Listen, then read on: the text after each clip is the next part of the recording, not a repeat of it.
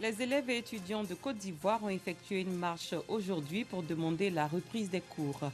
En République démocratique du Congo, des milliers de miliciens rendent les armes au Kasaï, fief de la famille du nouveau président de la République, Félix Tshisekedi.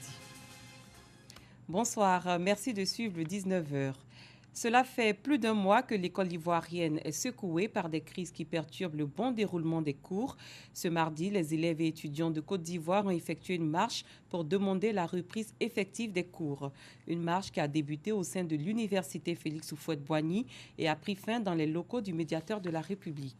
Celui-ci pourrait se saisir de l'affaire et jouer pleinement son rôle dans cette crise. Une conférence publique gratuite s'est tenue samedi dernier dans la commune de Cocody.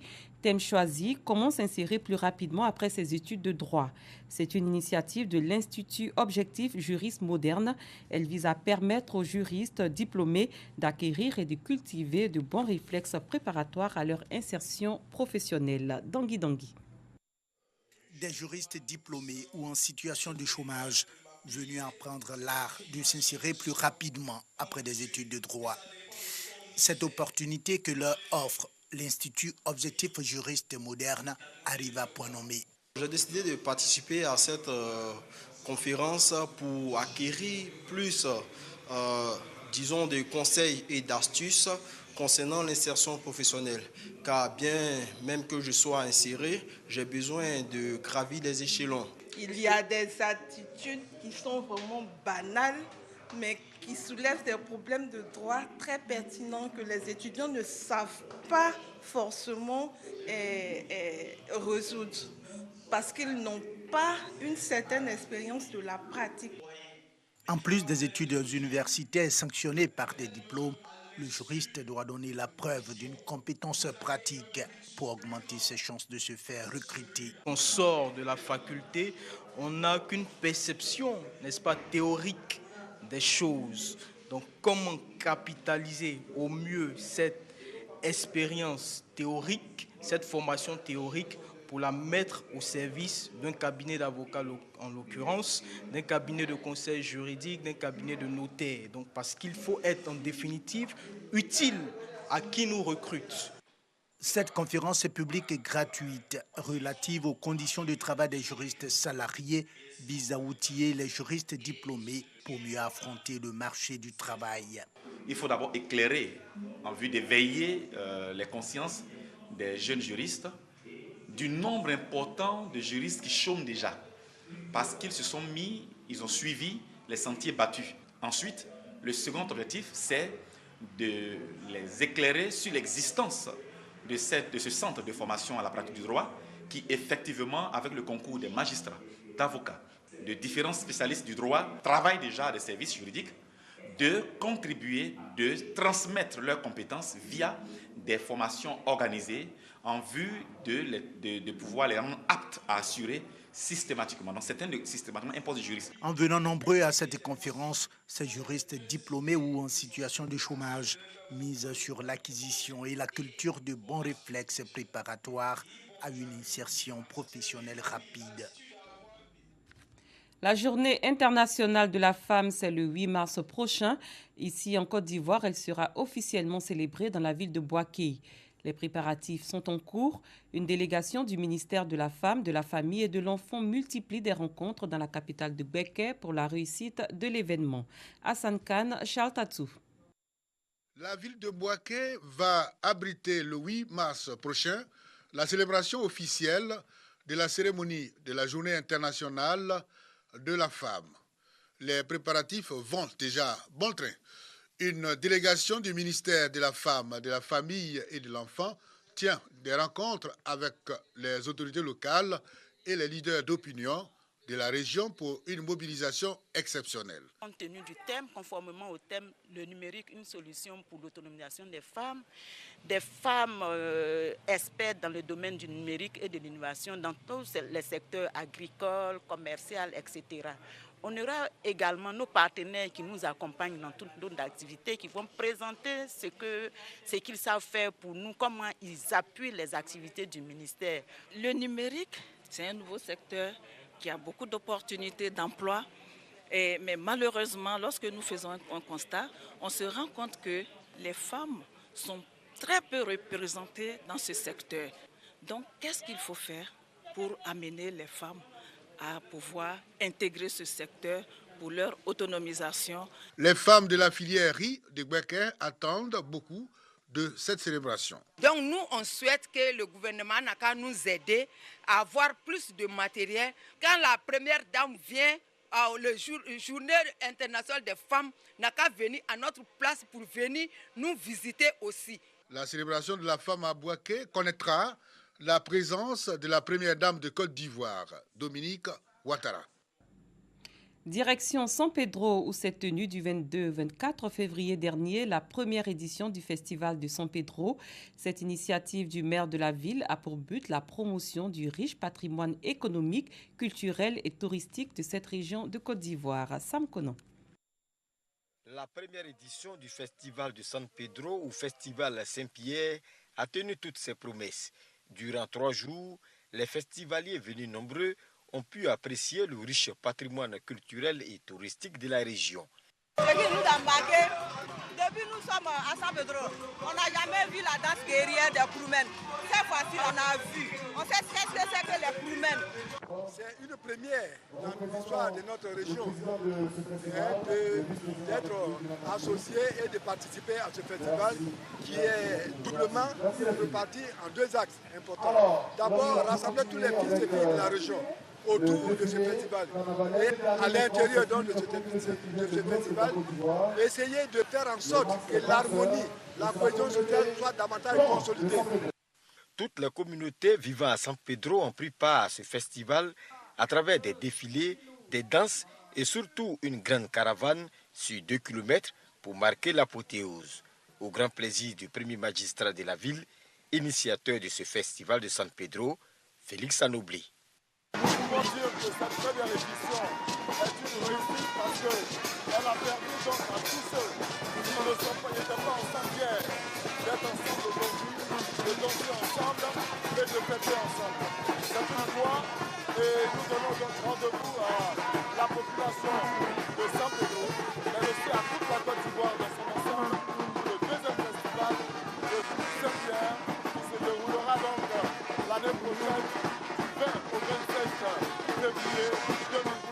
Le ministre des Sports représentant le parrain Amadou Soumaoro se dit heureux de voir ce brassage à travers ce festival. L'effectivité du vivre ensemble.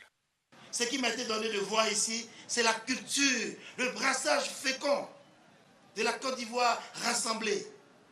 Fini la première édition, rendez-vous l'année prochaine pour la 2e édition du Festival de San Pedro avec d'autres innovations.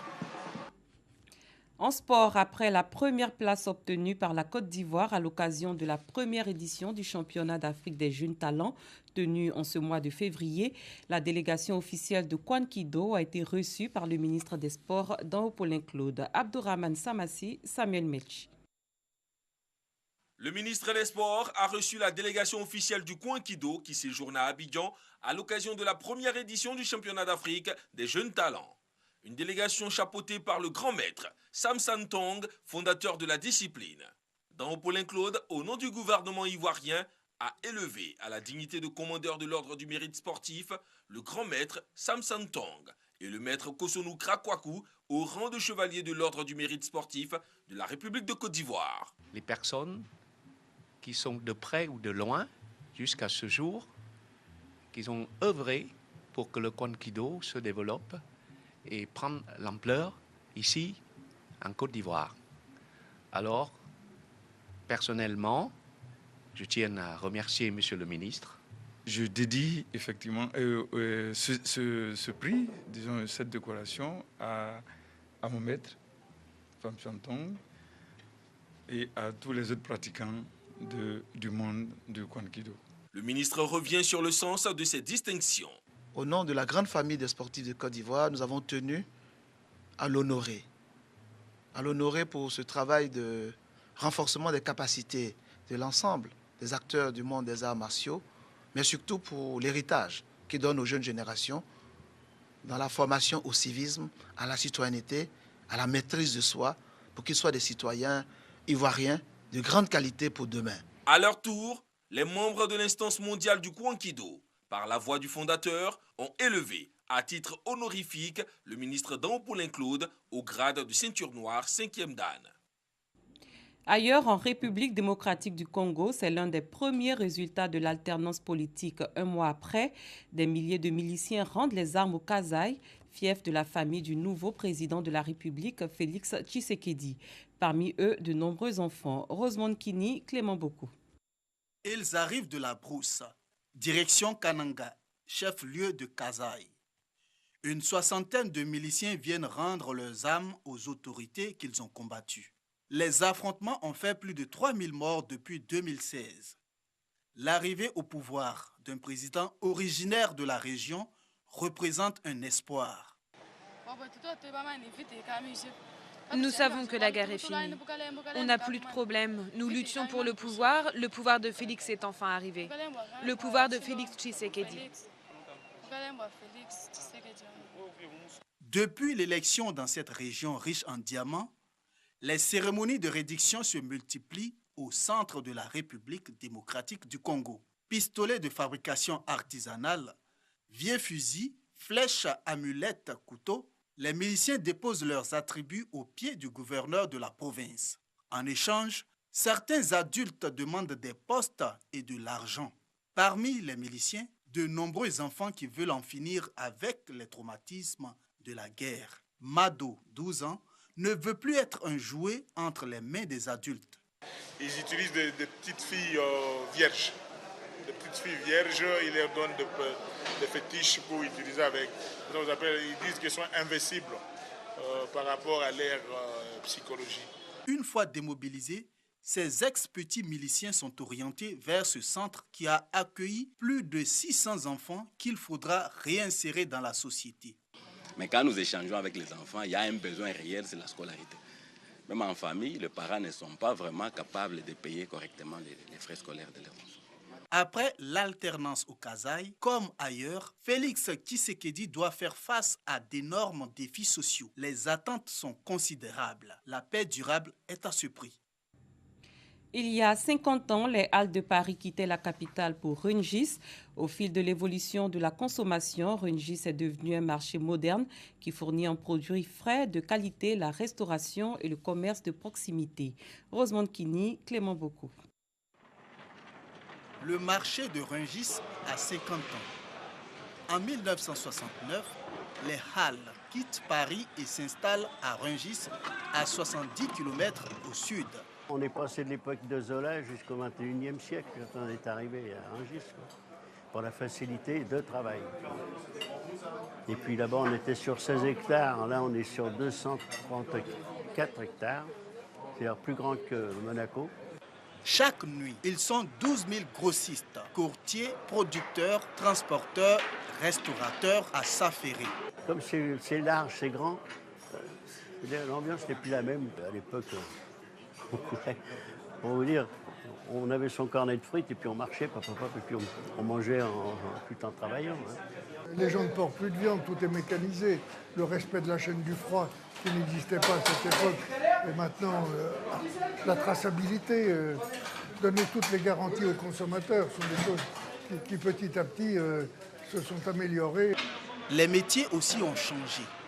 Aujourd'hui, c'est des gens qui ont de la valeur ajoutée, c'est des filteurs, des préparateurs, des commerciaux, des gens qui savent gérer la data sur les sites internet.